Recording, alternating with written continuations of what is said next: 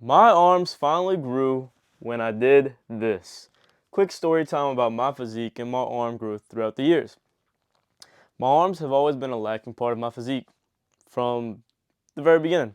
I grew up with very skinny, noodle-like arms, right? And they're still the weakest part of my physique to this day. But I built some nice little arms. They had very little growth for my first couple of years training because I did not do any direct work. I'll tell you all the strategies and what I did to actually get my arms to finally grow. I thought the simple compound movements were going to make my arms blow up and grow. Now, some people this does work. For example, I got friends that don't even touch a weight and their arms are bigger than mine naturally, right? Or I have friends that, they did the compound lifts, maybe didn't even focus on direct arm training, but their arms blew up just from the compound movements, right?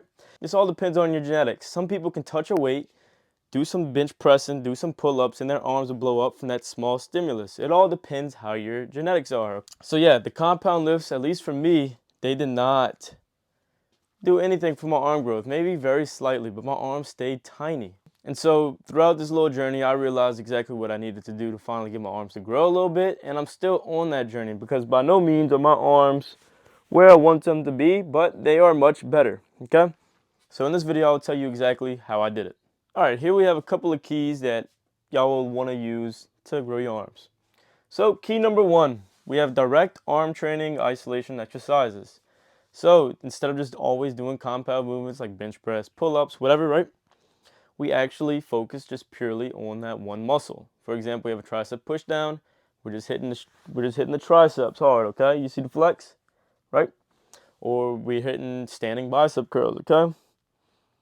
Stuff like that. That's isolation exercises. So you want to focus on doing direct arm training to grow your arms. A big mistake I made is I didn't do this in the beginning of my lifting career.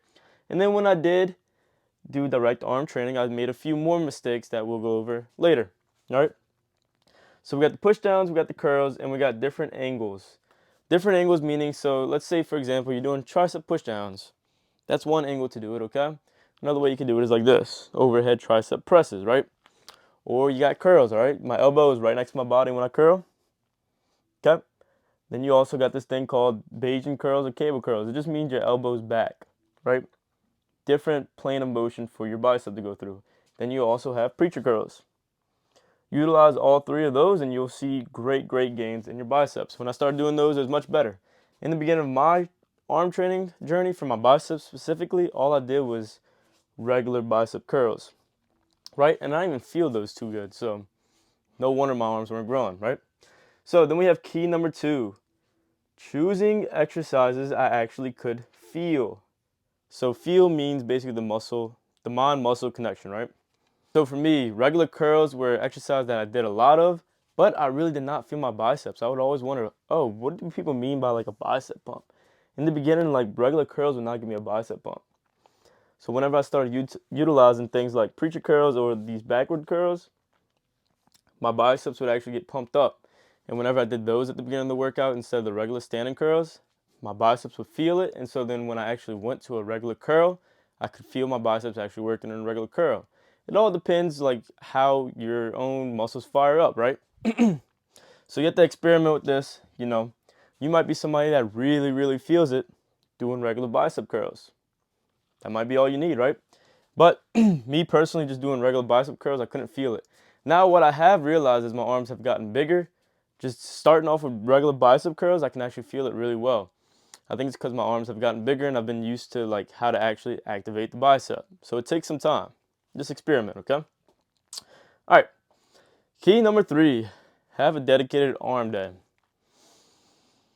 This was probably the biggest reason my arms finally grew because my main focus was my arms, right? Instead of doing all my heavy pressing, my cable flies, and then going into triceps, my triceps blew up whenever I started focusing just on triceps, right? Or instead of doing pull-ups, rows, all these taxing movements, and then going into biceps, I just had biceps and triceps on the same day. Much easier to grow when you have it like that. Now let's say you don't want to have a dedicated arm day, okay? Another thing you can do is move your arm work up early in the workout. So let's say if you are doing pull-ups, all right? Maybe just superset that with some curls. Now, would this be the best way to get arm growth? Probably not the best way to get your back growth either, but it'll be better than doing all your arm work at the end. You will have better arm gains, bicep gains, if you do that. So move your direct arm work early in the workout for better gains. All right, here I have 2 more keys. We got key number 4, prioritizing protein. Now, this is not just for arm growth. Overall growth will go up when you're prioritizing protein, especially if you have been lacking in the protein department. My first couple of years of prioritizing protein, I knew it was important, right?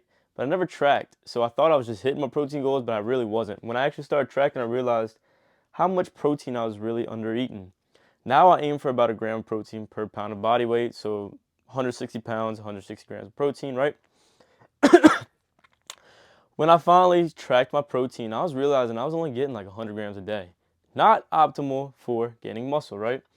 Sometimes even less, right? So I'm doing all this work in the gym. I wasn't even hitting my protein goals. Come on, bro.